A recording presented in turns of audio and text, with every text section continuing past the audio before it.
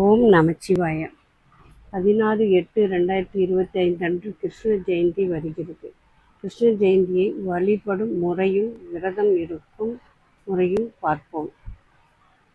கிருஷ்ண ஜெயந்தி அன்று மாலை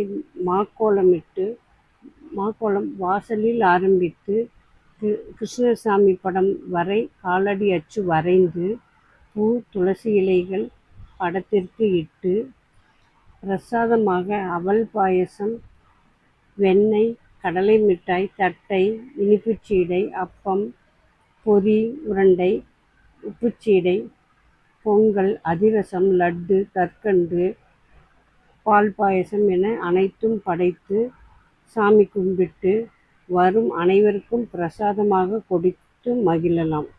இதற்கு காலையில் எதுவும் சாப்பிடாமல் விரதம் இருந்து மாலையில் சாமிக்கு அனைத்தையும் படைத்து அக்கம் பக்கம் கொடுத்து சாப்பிடலாம்.